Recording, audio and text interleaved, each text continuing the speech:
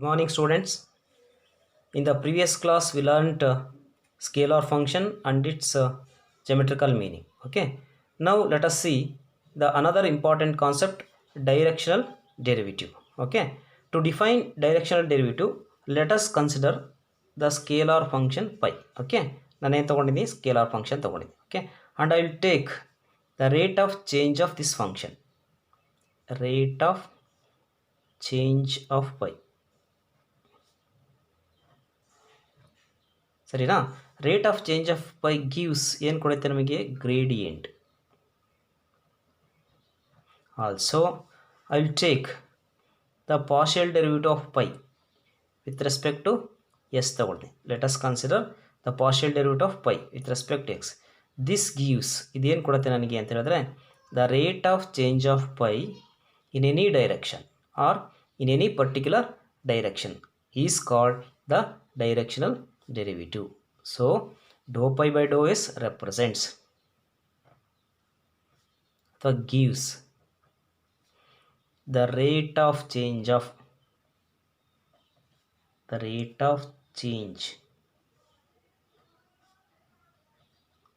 pi, okay, in any direction, in any particular direction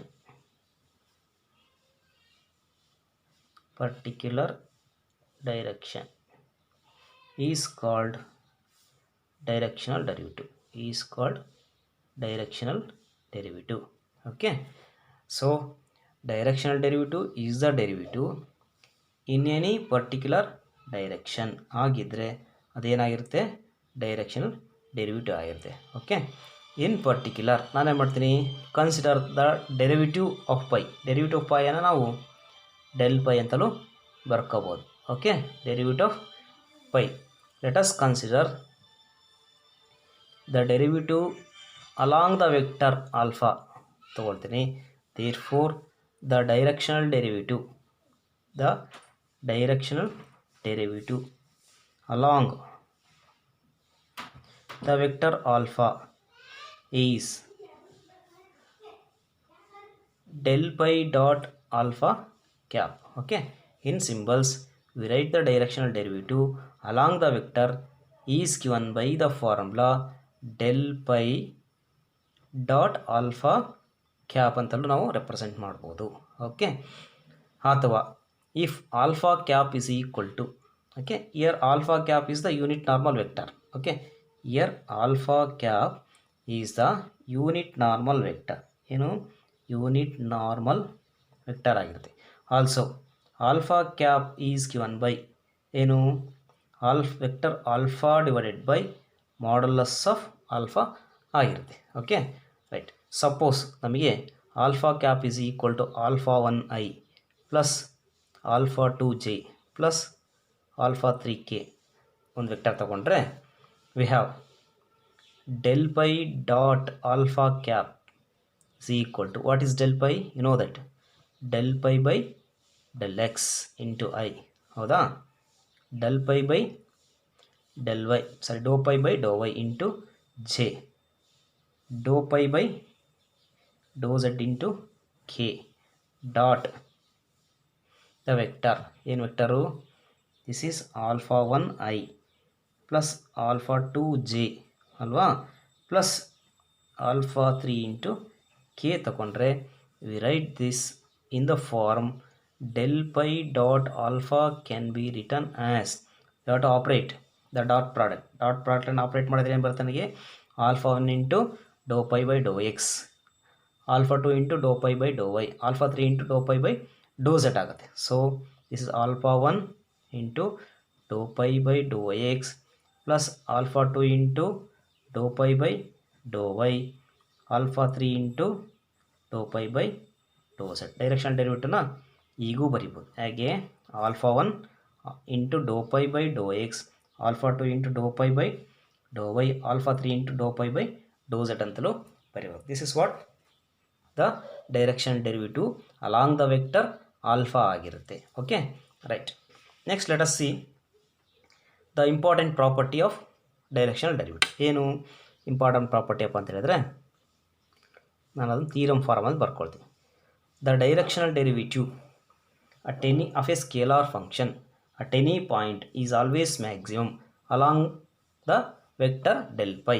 Okay, directional derivative is always maximum along the vector del pi ಆಗಿರುತ್ತೆ. ಆದ್ರಿಂದ the property states that the directional derivative of a scalar function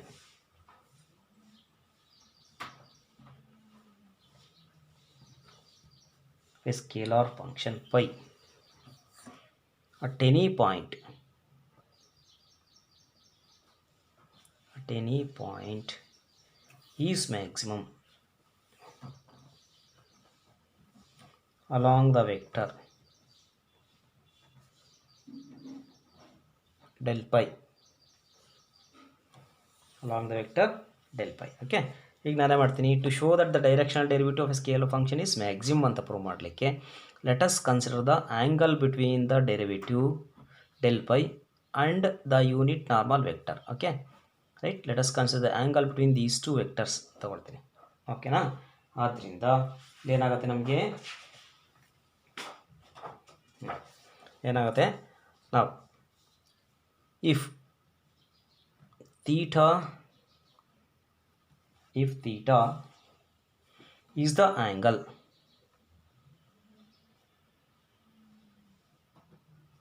made by the vector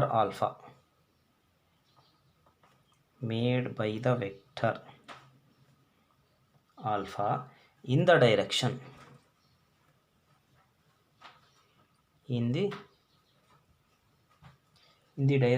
of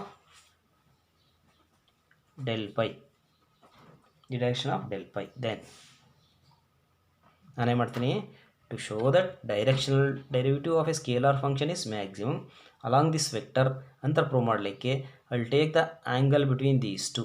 ಆ angle ಏನಂತ ಅಂದ್ಕೊಂಡಿದ್ದೀನಿ, theta ಅಂದ್ಕೊಂಡಿದ್ದೀನಿ. ಅದರಿಂದ if theta is the angle made by the vector alpha in the direction of del pi, then you know that ಏನು del pi dot alpha cap.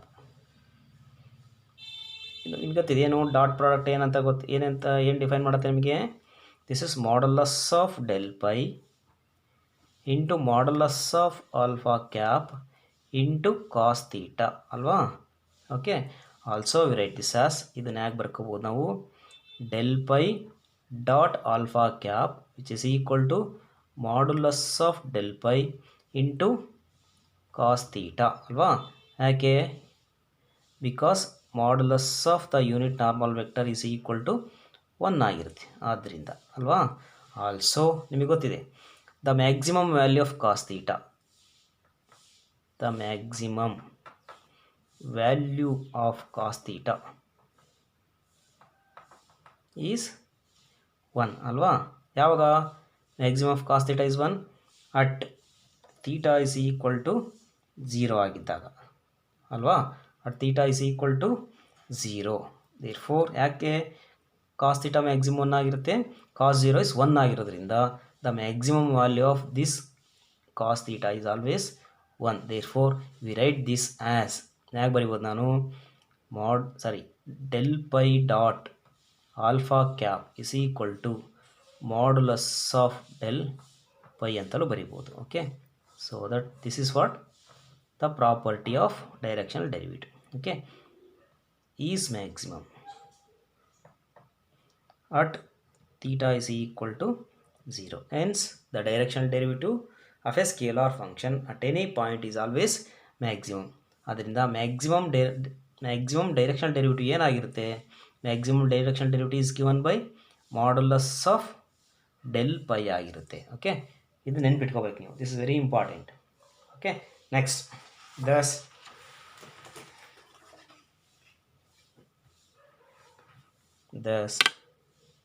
when theta is equal to 0, thus when theta is equal to 0, the vector alpha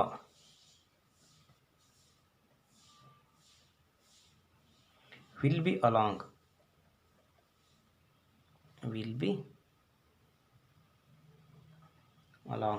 the vector will be along the vector del phi, which is along the normal, which is along the normal, which is along the normal drawn to the surface, drawn to the surface phi. Okay, this is what the geometrical meaning of ಏನು directional derivative. Okay, now let us see important notes on directional derivative. Okay, ಒಂದೆರಡು important note ಇದೆ, ಅದನ್ನು ಹೇಳೋಣ ಅಂತೆ ಆಯ್ತಾ.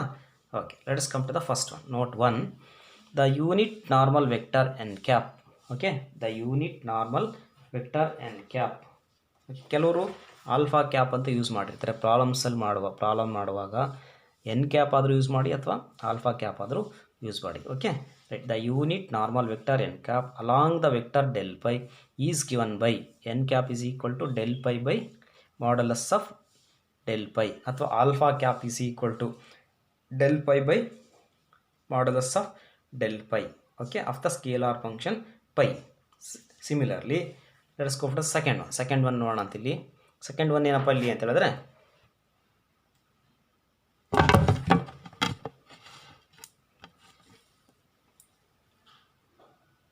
Right, second one ಏನಪ್ಪ ಅಂತ ಹೇಳಿದ್ರೆ, the angle between the two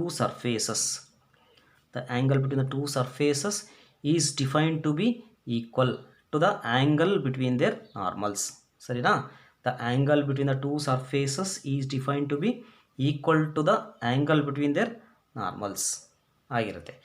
so if phi1 is equal to c1 is the one surface, phi2 is equal to c2 is the another surface. Okay, phi1 is equal to c1, phi2 is equal to c2 with the equations of the two surfaces. Then the angle between their normals is given by cos theta is equal to n1 cap dot n2 cap, ಅಥವಾ cos theta is equal to alpha 1 cap alpha 2 cap ಅಂತಲೂ ಬರ್ಕೊಳ್ತಾರೆ ಕೆಲವರು. ನೀವು ಆಗಬೇಕಾದ್ರೆ ಯಾವ notation ಬೇಕಾದ್ರೂ ನಿಮ್ಗೆ ಬೇಕಾಗಿರೋ notations use ಮಾಡ್ಕೋಬೋದು. Okay, or we write N ಕ್ಯಾಪ್ಗೆ ಏನಾಗುತ್ತೆ ನನಗೆ, N cap is given by what, del phi 1 by modulus of del phi 1 dot N cap 2 is what, del phi 2 by modulus of del phi 2. So if theta is equal to pi by 2, then the surfaces under what, pi 1 and pi 2, then the surfaces are said to be intersect each other orthogonally. Suppose theta is equal to pi by 2 ಅಂತ ಏನಾದ್ರು ಬಂತು ಅಂದರೆ, we say that the surfaces, that is given surfaces, are always intersect each other orthogonally ಅಂತ ಹೇಳ್ತೀವಿ. when theta is equal to pi by 2, suppose theta is equal to pi by 2 ನೀವೇನಾದ್ರು ತೊಗೊಂಡ್ರೆ, cos theta is equal to what, cos pi by 2 which is equal to 0 ಆಗುತ್ತೆ. Okay, cos theta is equal to cos pi by 2 which is equal to 0. Substitute cos theta is equal to 0 in this formula. ಏನಾಗುತ್ತೆ ನನಗೆ, this equation becomes del pi 1 dot del pi 2 is equal to 0. This represents, ಇದೇನು represent ಮಾಡುತ್ತೆ, this will give the condition for the surfaces intersect or at right angles. Okay, ಇಷ್ಟನ್ನು ನೀವು ನೆನ್ಪಿಟ್ಕೊಳ್ಳಿ, video ನೋಡಿ note ಮಾಡ್ಕೊಳ್ಳಿ. In the next class I will discuss the problems based on the directional derivatives. Thank you.